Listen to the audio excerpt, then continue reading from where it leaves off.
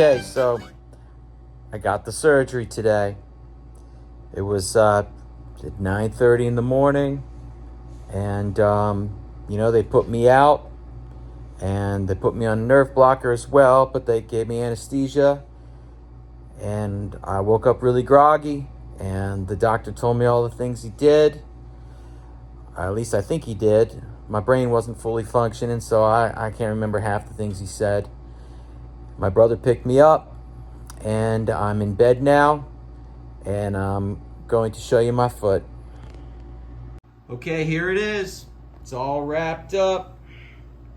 It's really tingly feeling right now. And I'm not supposed to get this wet. I'm gonna have to put this in a bag when I shower and keep it dry. I'm allowed to ice it. I'm allowed to do this. But he said try not to let this area get wet.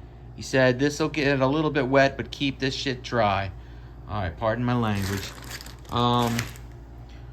Okay, so like I said, he inserted some kind of a bone wedge on the left side here to straighten out my foot, and then he addressed that tendon that I can't pronounce, that elastic band thing down here.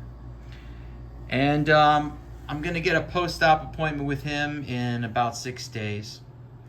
So I have a knee scooter here, and yeah, my foot feels tingly. I feel inflammation, but I have a nerve blocker working right now, so it's probably working. God only knows how much this would hurt if I wasn't didn't have a nerve blocker. I'm allowed to take ibuprofen, a couple of those every meal. And I've got what's it called? Anyway, I've got the opioid med being prescribed, being called in right now, and my brother David's gonna pick it up. And I can use that like one every 8 hours or so. I have to look at the instructions again. But in any case, one day at a time, right, people? So let's hope this worked. I know I've got a long road ahead of me of physical therapy and all that stuff, but this is day one, and my goal is to get through the night without waking up in pain. I'll keep you posted. All right, so it's the end of day one, and my foot's really hurting. It's full of inflammation, especially this side. The doctor's assistant got back to me and said it's nearly impossible for me to have popped or ruptured anything. And whatever noise I heard, it was probably just muscles shifting around or me just twiddling my toes or imagining things. He said there's no way I could have heard it. And I believe him. I think it's just that it's just the inflammation that I'm supposed to have on day one. I put in a third pillow up here, thinking that maybe extra elevation will keep the inflammation at bay. It's not really helping. The Vicodin I took, is not really doing anything. The ibuprofen might be helping. I took, some at each meal. I think I've had my 3 meals today, yeah, so there's not much left to do other than just suffer through it and hope that good old-fashioned melatonin puts me to sleep tonight. And maybe things will be better tomorrow. But it isn't hell. I can tolerate this. I'm not screaming or crying, and it's probably about as bad as a night of COVID, which I'm sure everyone can relate to. So, here's to the end of day one with a swollen foot. Okay, it's day 2, and I woke up with the ability to move my toes. They're pretty uncoordinated, so I don't have full strength, no way. So I guess the nerve blocker is still doing its thing. It hasn't been 24 hours. It's been about 22 hours since the surgery. Yeah. But I thought, okay, if the nerve blocker is wearing off, I thought my foot would be completely on fire at this point, and it's not. Knock on wood, right? But I am feeling just a dull inflammation everywhere, okay, because there were 2 incisions. Um, but it's nice to be able to wiggle my toes a bit and know that I'm not in excruciating pain or anything on day 2. I just took my first, 600 milligram ibuprofen with food, and I'll do that 3 times a day. Let me make sure, did I get that right? Yeah, 600 milligram tablets right here. Boom. All right, I'll keep you posted. Hopefully, I don't expect fast progress on day 3, 4, and 5. I'm sure it's going to take some time. But I am getting around on the scooter. And I put my food in here in like a Tupperware bin, and I put my coffee in a thermos and get it to my eating station, and I turn on my my TV or whatever. So I'm got that down so far. Haven't showered yet. That'll be interesting, trying to keep this dry. So I'll let you know how that goes. All right, so it's still day 2 after the surgery. And like I said before, my toes woke up, which was nice. And I kind of wanted to feel them a little bit, so I put some oil on my toes. And I was rocking out to some music and just, laying here in bed, moving my toes, and all of a sudden I heard and felt a pop happen right in there. And it worried me because it was loud. And I thought, is that the posterior tibial tendon that my doctor worked on? Did it just snap or something? Was I flexing my foot muscles too much? Twiddling my toes to the music? What the hell was that? And I'm hoping to God that it was just some, my feet readjusting, maybe some muscles realigning. It's stiffened there, and maybe something just shifted. I'm really hoping that's all it is. But I am feeling some more inflammation on this side. But that could be just because the nerve blocker is worn off, because it's day 2. Not feeling any inflammation right now. Well, not feeling much inflammation on the left side. I am feeling some on the heel. But when I get up, my foot, the blood rushes to my foot, and I really feel it. I just feel the weight of blood going down there, and I feel the heat turns up, and it's not pleasant. And when I climb back in bed, I put my feet up. Then that goes away a bit. Now, I did get my medicine, my opioid medicine. I'm forgetting what it's called. Basically, it's like Vicodin, basically. And I popped one about an hour ago, and I'm really not feeling anything. I thought it was going to be this powerful wave of peace and good feelings, but I mean, I don't know. Maybe it's going to kick in a little bit later, but and I don't want to overdo them. But in any case, I'll keep you posted on that, and hopefully that's a nothing burger, and my foot was just shifting around. So that's it for now. All right, day 3. I just woke up, and the last couple hours of my sleep was pretty awful. I had a Phil Collins song like running through my head like a broken record. My least favorite song from the 1985 album. It's called I Don't Want to Know. And it just kept repeating over and over again. You know how that happens when you have a fever and you're trying to sleep and you just have this awful nightmare looping around and around? That's what I was hearing. So that's because my foot's in so much pain. I'm not gonna mince words here. It feels like a baseball bat has been taken to the inside of my foot and the heel and part of the side. And it feels pretty relentless. But I'm not screaming like a bitch or anything, so I guess this can't be that bad. But I think pain is a lot of psychological. There's a psychological element to it that can be mitigated.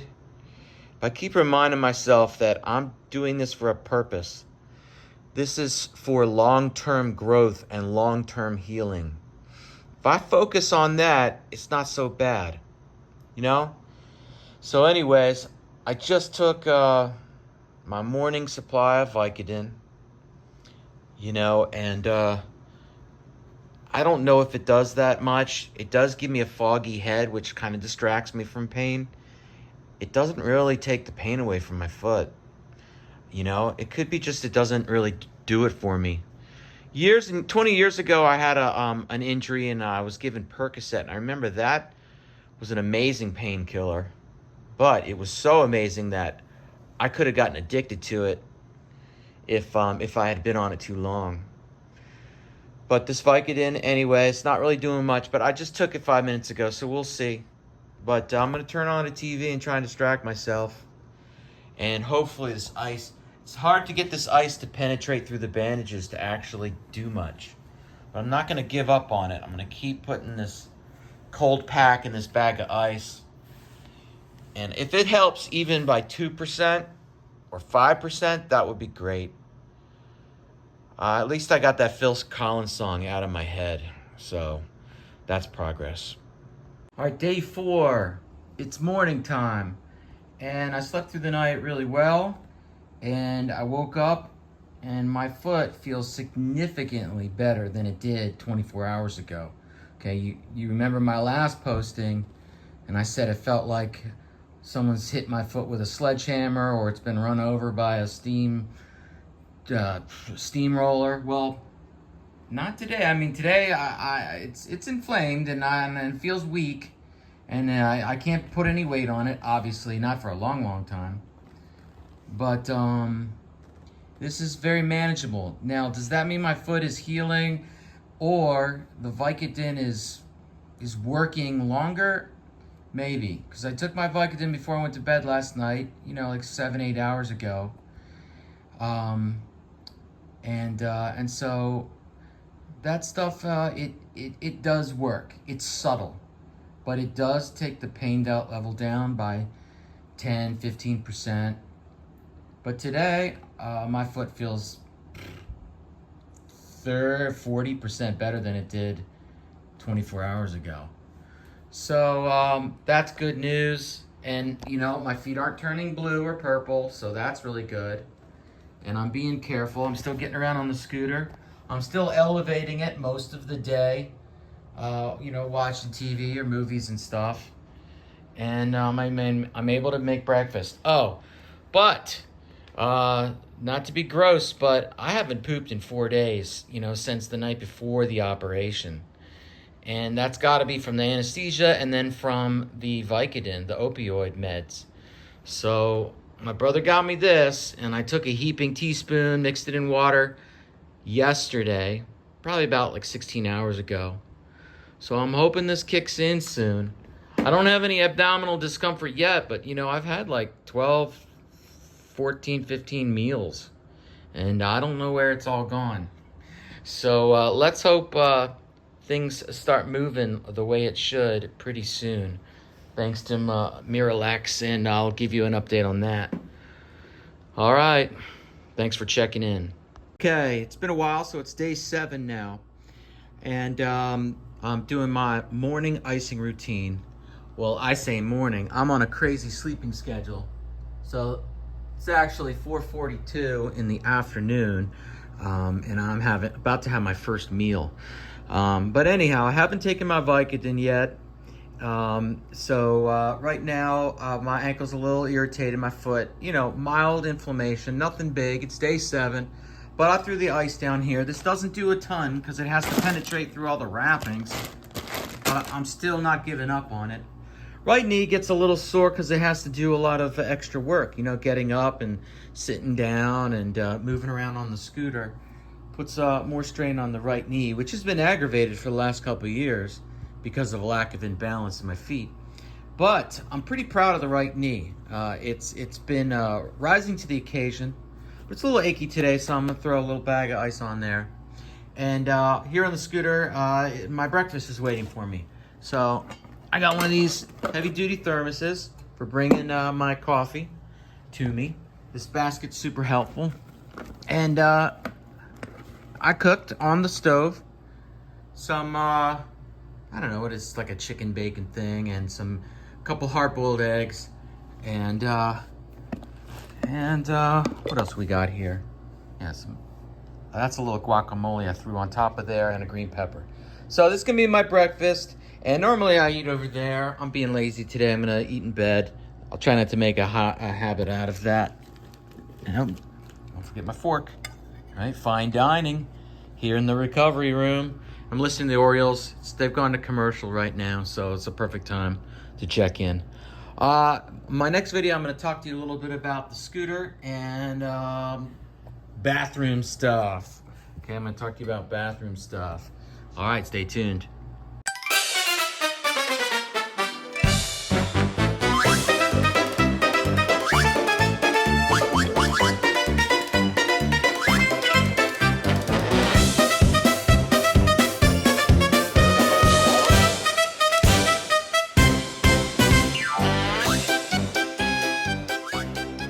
Okay, so as you could see in my scooter montage, this thing's been great, and it's been helping me zip all around the apartment. It's been fantastic. So much so that I haven't even opened up the iWalk 3.0, okay? The peg leg that would go on my left leg and help me walk around hands-free. I assume I'm going to use that more when I get back to work. That's going to really help me get around the art room, the classroom where I teach. But for getting through the apartment, it's still summertime. This scooter's working great. Okay, bathroom stuff. Well, I've been hydrating a lot with these LaCroix or these 365 carbonated water drinks. They're great. But that means a lot of trips to the bathroom, and sometimes it's my foot's inflamed. I don't want to get on the scooter and get over there.